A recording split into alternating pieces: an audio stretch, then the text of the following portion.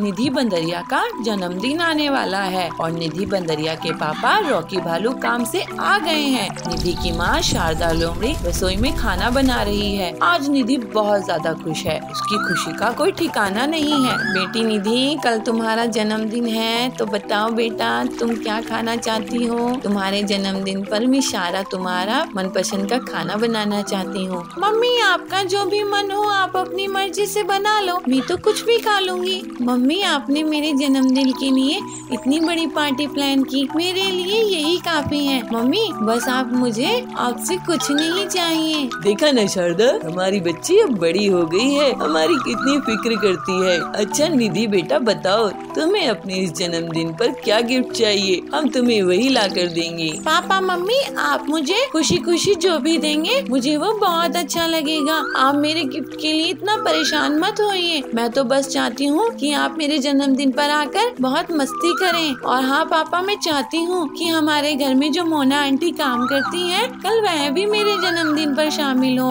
और वह भी मेरे जन्मदिन पर बहुत मजे करे। ठीक है निधि, जैसा तुम चाहती हो वैसा ही होगा। मैं अभी तुम्हारी मम्मी से कहता हूँ, वह जाकर मोना से कल जन्मदिन के पार्टी में आने के लिए कह देगी। सुनो शारदा, तुम मोनी लोमड़ी से कह देना वह अपनी बेटी के साथ कल निधि की जन्मदिन पार्टी में आ जाए। ठीक है जी, मैं उसे कह दूंगी। मोना लोमड़ी के आते ही शारदा उसे जन्मदिन के लिए इनवाइट कर देती है।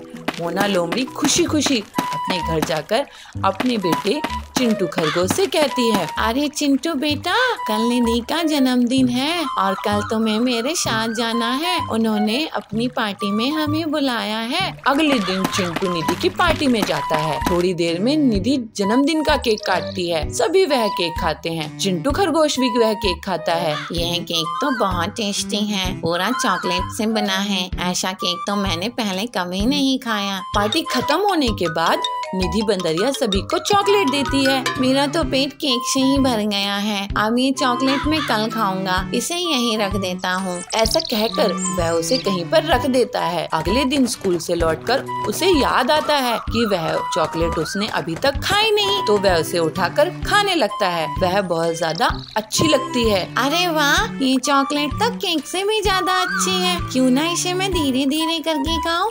एक दिन में खा लूंगा तो कल नहीं खा पाऊंगा।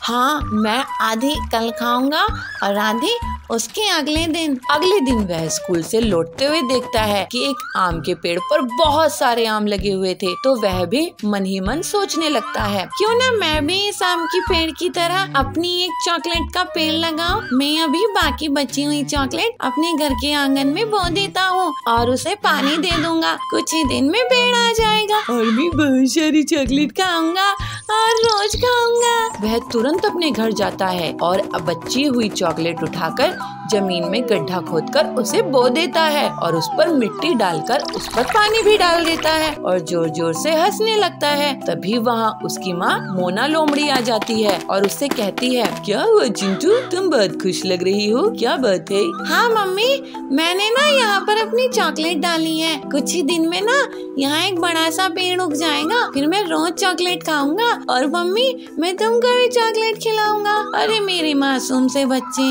ऐसे चॉकलेट का पेड़ थोड़ी उगता है। तुमने लालच में आकर अपनी चॉकलेट भी खराब कर ली। चिंटू को अपनी गलती का एहसास होता है कि वह चॉकलेट के लालच में आकर गलती कर दिया है।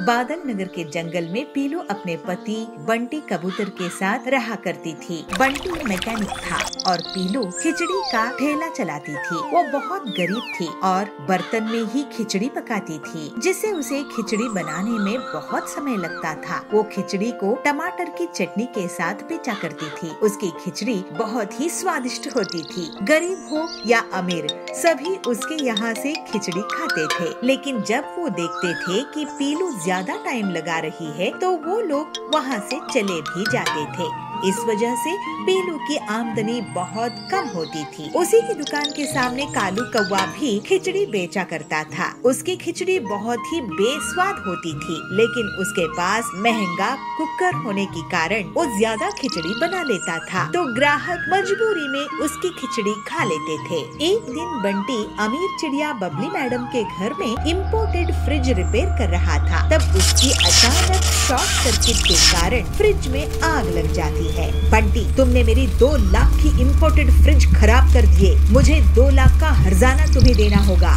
मैडम जी, मैं बहुत गरीब हूँ, मेरे पास इतने पैसे नहीं है। वो सब मैं नहीं जानती, तुम्हें मुझे 2 लाख तो देने ही होंगे। अगर नहीं दोगे तो सरपंच कड़क से तुम्हारी शिकायत कर दूंगी। दुखी होकर बंटी अपने घर आता है और पूरी बात पीलू से कहता है। ये तो बहुत बड़ी मुसीबत है, मेरी दुकान भी बड़ी मुश्किल से चलती है।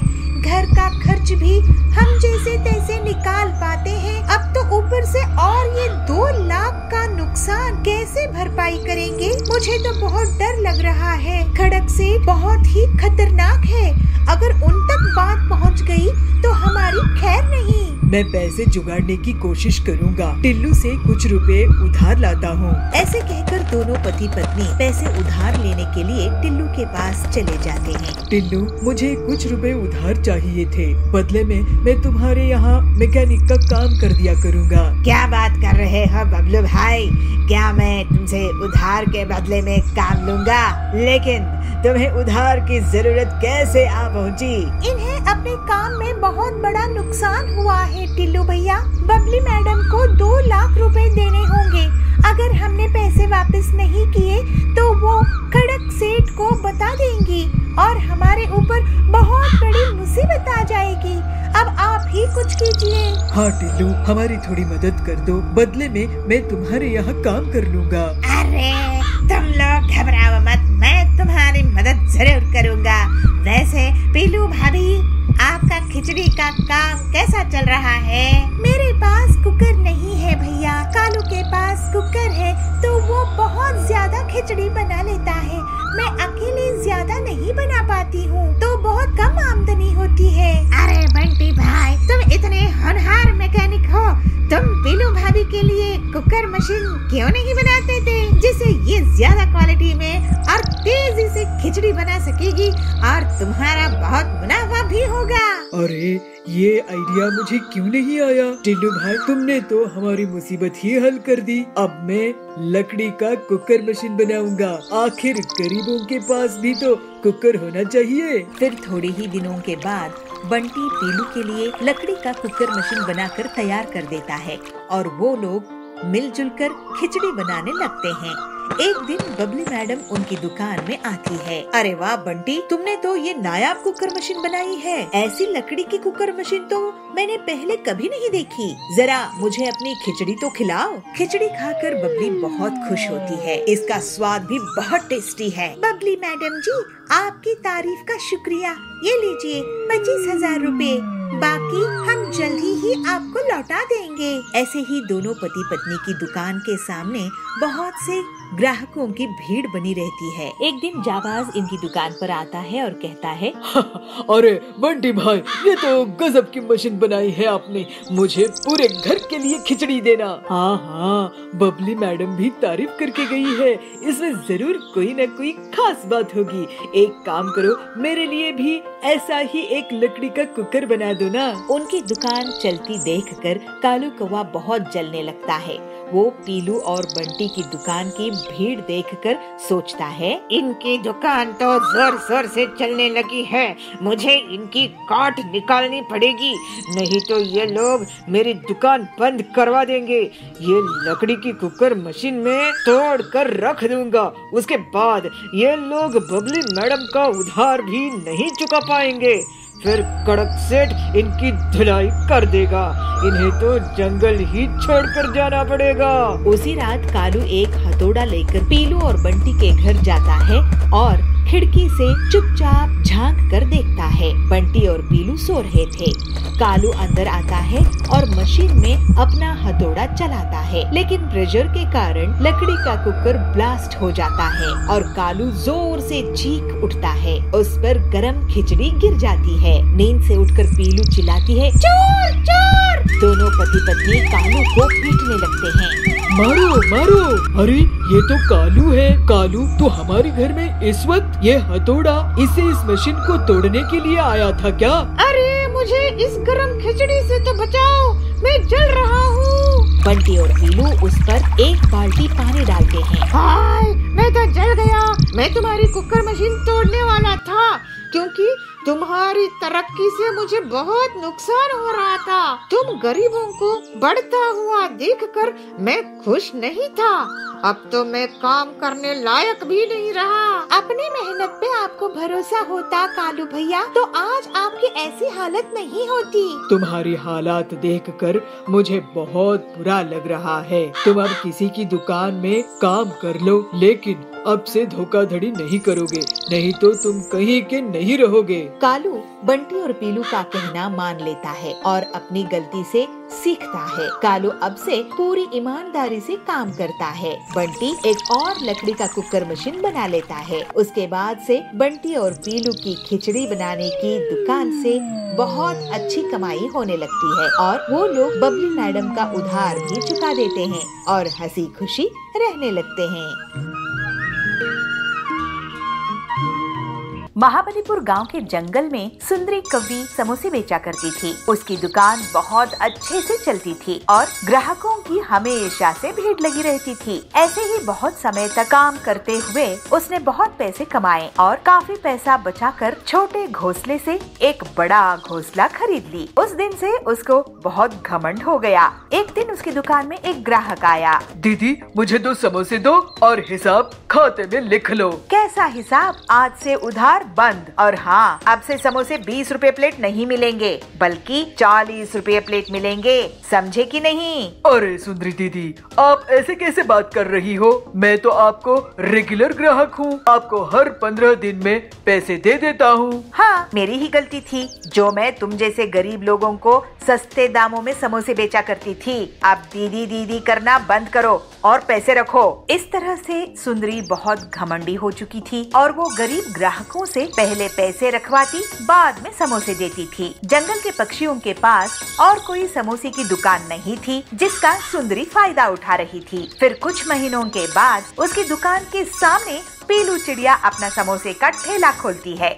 उसकी दुकान चलती देखकर सुंदरी उसे झगड़ा करने के लिए चली जाती है। पीलू चिड़िया, तुम मेरे ठेले के सामने समोसे क्यों बेच रही हो? कहीं और जाकर बेचो, नहीं तो मुझसे बुरा कोई नहीं होगा। अरे सुंदरी दीदी, तुम मुझ पे गुस्सा क्यों हो रही हो? मैं तो एक गरीब चिड़िया हूँ। तुम्हारे अनुभव के सामने मेरी क्या औकात? वैसे भी मेरे ठेले के कारण तुम्हें ही ज्यादा फायदा होगा। तुम्हारी ज्यादा बड़ी दुकान है, मेरा छोटा सा ठेला है। पीलू की बातें सुनकर सुंदरी वहाँ से चली जाती है। पीलू अपने ग्राहकों के साथ बहुत अच्छे से बात करती थी, जबकि सुंदरी बहुत घमंड से। जल्द ही पीलू की दुकान में भीड़ लगने लगी क्योंकि वो समोसों को सिर्फ 15 रुपए में बेचा करती थी। ये पीलू तो बहुत ही चालाक निकली। इसकी दुकान से ग्राहक खींचने होंगे। मैं अपना दाम कम नहीं कर सकती, लेकिन मैं अपने समोसे बड़े कर सकती हूँ। लेकिन अगर मैं बड़े समोसे बनाऊंगी तो मुझे ज्यादा तेल लगेगा और मुझे फायदा भी नहीं होगा। ऐसा करती हूँ कि समोसे में मिलावटी इंजेक्शन लगाकर उनका साइज बड़ा कर देती हूँ। ऐसे सुंदरी मन में सोचती है। फिर ऐसा सोचकर सुंदरी अपने घर में समोसों में इंजेक्शन लगाकर उन्हें बड़ा कर देती है और मन ही मन बहुत खुश होती है। जंबो समोसे ले लो, जंबो समोसे, इतने बड़े समोसे कभी नहीं देखे होंगे। ऐसे अपनी दुकान में बैठ के चिल्लाती रहती है। जंगल के पक्षी सुंदरी की आवाज सुनकर उसकी दुकान की तरफ भागते हैं और समोसों का साइज देखकर आश्चर्यचकित हो जाते हैं और सिर्फ कुछ ही मिनटों में सुंदरी की जंबो समोसे बिक जाते हैं। देखा पीलू चिड़िया, मुझसे पंगा लेने का नतीजा। लेकिन तभी वहाँ समोसे खाने वाले उल्टियाँ करने लगे। सुंदरी घबरा जाती है। अरे ये क्या, इन्हें तो उल्टियाँ हो रही है। सुंदरी, तुमने इन समोसों में क्या मिलाया है जिससे सबकी तबीयत खराब हो गई? इसके पहले सुंदरी कुछ बोल पाती, सभी पक्षी उसको घेर लेते हैं। सुंदरी, तुम हमसे इतना सारा पैसा लेती हो समोसों का, लेकिन समोसे के नाम पर ये जहर बेच रही हो। वो पीलू कम दाम में भी हमें स्वादिष्ट और सेहतमंद समोसे खिलाती है। तुम्हारी समोसों का जंबो साइज देखकर हम लालच में आ गए और उन्हें खाकर हमारी हालत ऐसी हो गई है जैसे कई महीनों से हम बीमार हैं। अब तुम्हें इसका हर्जाना भुगतना होगा। ऐसा कहकर सभी पक्षी सुंदरी को पुलिस के हवाले कर देते हैं। पीलू पूरी ईमानदारी के साथ स्वादिष्ट समोसे बेचना जारी रखती है। और जंगल वाले उसको बहुत तारीफ करते हैं। अब जंगल में बस उसी की समोसे की दुकान थी। पीलू और बाकी लोग अब हंसी खुशी रहने लगे।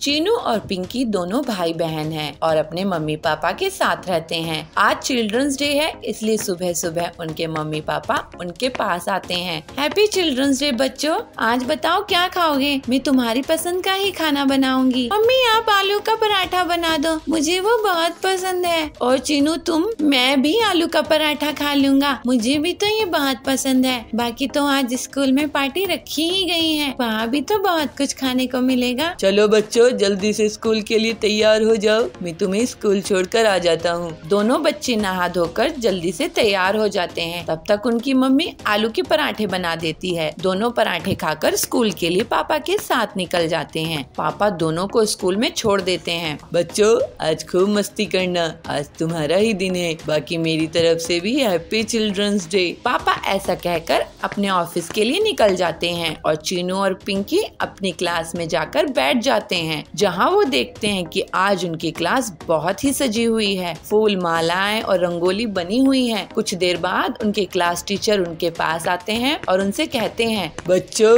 Happy children's day. आज आपको जो करना है आप वो कर सकते हैं, आप पर कोई बंदिश नहीं है। वैसे बच्चों कोई मुझे बताएगा कि हम चिल्ड्रंस डे क्यों मनाते हैं? तभी पिंकी अपना हाथ खड़ा करती है और कहती है, सर हम चिल्ड्रंस डे इसलिए मनाते हैं क्योंकि आज हमारे पूर्व प्रधानमंत्री पंडित जवाहरलाल नेहरू जी की जयंती उत्सव है और उन्हें क्योंकि बच्चे बहुत प्यारे थे तो आज के दिन चिल्ड्रंस डे मनाया जाता है। गुड पिंकी। इसके बाद क्लास टीचर वहाँ से चले जाते हैं और सभी बच्चे ग्राउंड में जाकर खेलने लगते हैं। कोई क्रिकेट खेलने लगता है तो कोई बैडमिंटन तो कोई फुटबॉल। आज सभी बच्चे बहुत खुश थे। पिंकी और चीनू भी बैडमिंटन खेल रहे थे। तभी पिंकी की नजर स्कूल के बाहर खड़े दो गरीब बच्चों पर जाती है, जिनके कंधों पर थैले लदे हुए थे और उनके कपड़े फटे हुए थे, जो उन्हें बड़ी आस भरी नजरों से देख रहे थे। पिंकी को उन पर बहुत दया आती है, इसलिए वो उनके पास जाती है और कहती है, तुम भी हमारे साथ खेलना चाहोगे?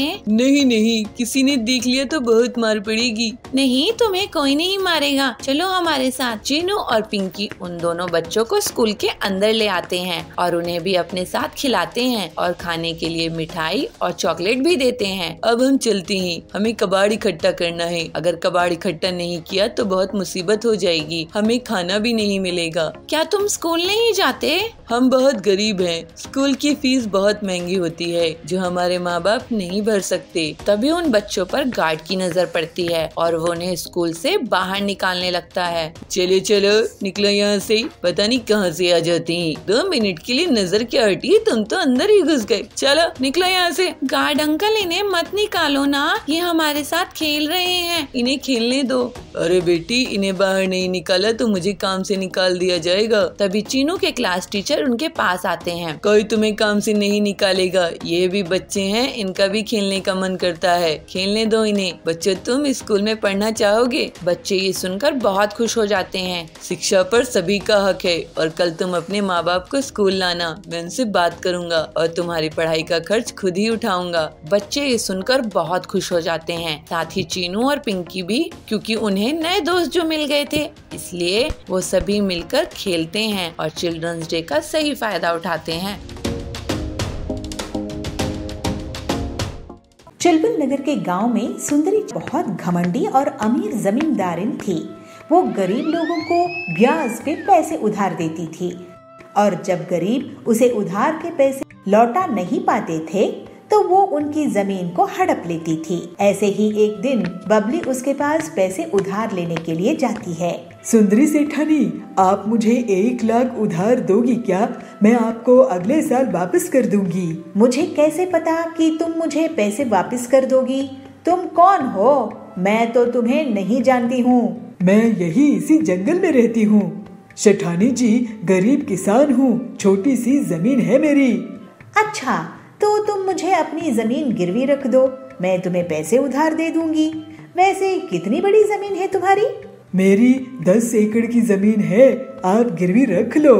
ठीक है, यहाँ अंगूठा लगाकर पैसे ले जाओ, लेकिन याद रखना पैसे नहीं चुकाए तो जमीन मेरी। फिर बबली उन पैसों से खाद और दवाइयाँ लाती है और खेत में दिन रात बहुत मेहनत करके फसल उगाती है।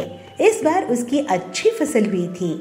ऐसे ही एक दिन सुंदरी उसके खेत के पास से निकल रही थी। तभी उसकी नजर बबली के खेत में जाती है। अरे वो टिल्लू, कहाँ घूम रहा है? ये बता कि ये खेत किसका है जिसमें इतनी बढ़िया फसल उगी है? सेठानी जी, ये खेत बबली का है। उसी बबली का जिसने मुझसे पैसे उधार लिए हैं? अरे वाह, इसका मतलब ये जमीन और ये फसल और इसका मुनाफा मेरा हुआ। फिर सुंदरी बबली से मिलती है। क्यों बबली, इस बार तो तुम्हारी फसल बहुत अच्छी हुई है, लगता है बहुत मेहनत करी हो। जी सुंदरी जी, मैं फसल बेचकर आपका उधार लौटा दूंगी। उसके बाद घर में बेटी भी है, उसकी शादी भी करनी है। ठीक है, ब्याज मिलाकर 3 लाख दे देना। क्या? लेकिन मैंने तो बस 1 लाख ही उधार लिए थे सेठानी जी। हाँ तो ब्याज चढ़ा के और 2 लाख हो गए हैं। तुम अनपढ़ गंवार लोग कुछ नहीं समझते। ये तो अन्याय है सुंदरी जी। फालतू की बात मत कर, नहीं तो मैं तुझे घर में भी नहीं रहने दूंगी। मैं आपके पैसे नहीं चुका पाऊंगी। नहीं, आप मेरी जमीन ही रख लो। शाम में बबली अपने घर आई और अपनी बेटी पीलू को रोते रोते सब कुछ बता दी। मैं उस लालची सेठानी को देखती हूँ, वो अपने आप को क्या समझती है। आप चिंता मत करो माँ, अब मैं उससे सभी चिड़ियों की हड़पी हुई जमीन वापस करवाऊंगी। पीलू अपनी सहेली हरी के साथ एक प्लान बनाती है। दोनों सहेलियां एक छोटी सी खेत की जमीन में एक नकली पेड़ लगाती है और फिर उस पेड़ को लाल रंग से रंग देती है। फिर वो दोनों उसकी डालियों में सोने, चांदी, डायमंड्स के गहने चिपका देती है, जिससे ऐसा लगता है कि वो गहने उसी पेड़ के फल हो। अब आएगा मजा, लालची सुंदरी कैसे फंसेगी देखना। इसके बाद पीलू चिड़िया हरी तोती के साथ जानबूझकर सुंदरी के पीछे जोर जोर से बातें करती है। अरे तूने देखी क्या उस लाल पेड़ को जो उस खेत में उगा है? उसमें से फल की जगह गहने उग रहे हैं। नहीं तो चल दिखा मुझे। ये सुनकर सुंदरी पीलू और हरी के पीछा करने लगती है। जब वो दोनों खेत पहुँचते हैं तो अरे क्या ये असली सोने जवाहरात है? सेठानी जी, आप कब आ गई यहाँ? खैर हमने तो हीरे जवाहरात कभी नहीं देखे हैं, आप खुद ही देख लो कि सोना चांदी हीरा असली है कि नहीं।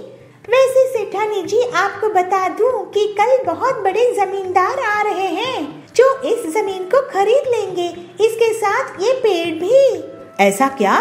तो एक बार मुझे इसके गहने दिखाओ। फिर पीलू और हरी तोती गहने दिखाते हैं। अरे ये तो सही में हीरे हैं, हीरे। चलो अच्छी बात है, अब हम इस जमीन उस शहर वाले सेठ को बेच देंगे। नहीं, ये जमीन तो मुझे चाहिए। लेकिन आपके पास इतने पैसे हैं क्या सेठानी जी? अरे पीलू, तुम गरीब लोग गरीब ही सोचोगे। इसके लिए तो मैं अपनी पूरी जमीन जायदाद बेच दूंगी, लेकिन मैं इस पेड़ की जमीन को खरीद के ही रहूंगी। ठीक है, तो फिर सौदा पक्का। आपकी पूरी संपत्ति के बदले में ये जमीन। ये लीजिए इस जमीन के कागजात, लेकिन पहले आप अपनी संपत्ति के कागज मेरे नाम कर दीजिए। फिर सुंदरी अपनी पूरी संपत्ति, जमीन, जायदाद, गाड़ियाँ, हवेली पीलू के नाम कर देती है और उस छोटी सी पेड़ वाली जमीन को बदले में ले लेती है। अगले दिन कुछ लोग उस पेड़ के पास इकट्ठा होते हैं। क्यों गरीब लोग, कैसा लगा मेरा ये गहनों का पेड़? जरा हमें भी दिखाना गहने सेठानी जी। ये देखो।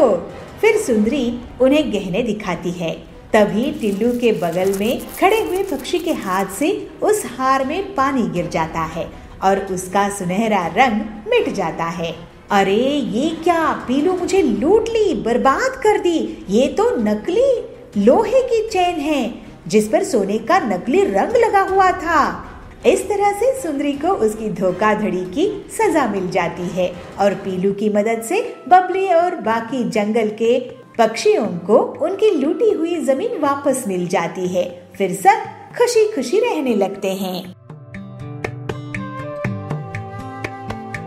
कोंडागांव के जंगल में बबलू अपनी पत्नी पीलू के साथ रहता था। बबलू बहुत ही नेक दिल, ईमानदार था, लेकिन वो जो भी काम करता था लोग उसका फायदा उठाकर उसे नुकसान पहुंचाते थे। बबलू एक बार किराना दुकान खोला तो गांव के लोग उसे उधार में चीजें खरीद लेते हैं और फिर उसको कभी भी पैसा वापस नहीं करते हैं। इस वजह से उसे दुकान बंद करनी पड़ गई। फिर बबलू ट्रैवल का बिजनेस शुरू किया, लेकिन गाँव वाले उसे लिफ्ट मांगते थे और मुफ्त में ही जगह जगह ट्रैवल कर लेते थे। अपने सीधेपन के कारण वो किसी से पैसे भी नहीं मांगता था। लोग उसकी बस में बारात लेकर भी जाने लगे। इस तरह से उसका ट्रैवल का काम भी ठप पड़ गया। ऐसे ही एक दिन बबलू परेशान बैठा था। तब पीलू उसके पास आके बोली, क्या हुआ जी, आप इस तरह से परेशान क्यों हैं? तुम तो जानती ही हो पीलू, मैं जो भी काम शुरू करता हूँ उसमें मेरा आज तक नुकसान ही होता आया है। मुझे तो यही समझ में नहीं आता कि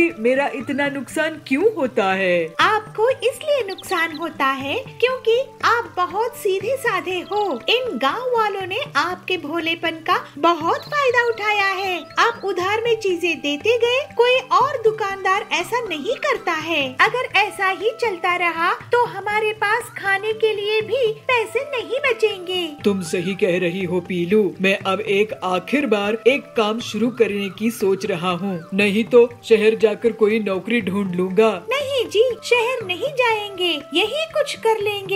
ठीक है, लेकिन एक आखिरी बार मैं कोशिश करता हूँ। कुछ दिनों बाद बबलू पीलू से कहता है, पीलू, मैं बाजार घूमकर देख रहा था कि कहाँ क्या मिलता है। मैंने पाया कि हमारे गांव में फलों की दुकान तो है ही नहीं। गांव वाले पड़ोस के गांव से फल खरीद कर लाते हैं, इसलिए मैं सोच रहा हूँ कि मैं फलों की एक दुकान लगा दूँ। ये तो सच में बहुत अच्छा आइडिया है, लेकिन इस बार आप किसी को उधार नहीं दोगे। नहीं, अब मैं अपनी आखिरी जमा पूंजी लगा रहा हूँ, इसको मैं बर्बाद होने नहीं दूंगा। फिर जल्द ही बबलू अपनी फलों की दुकान खोल लेता है, लेकिन बहुत से गांव वाले अभी भी उससे बिना पैसे दिए फल ले जाते थे। एक दिन पीलू भी उसकी दुकान में इसीलिए बैठ जाती है कि लोग बिना पैसे दिए फल ना ले जा पाए। एक दिन हरिया काका उनके यहाँ आता है। पीलू, तुम्हारी दुकान में ड्रैगन फ्रूट है क्या?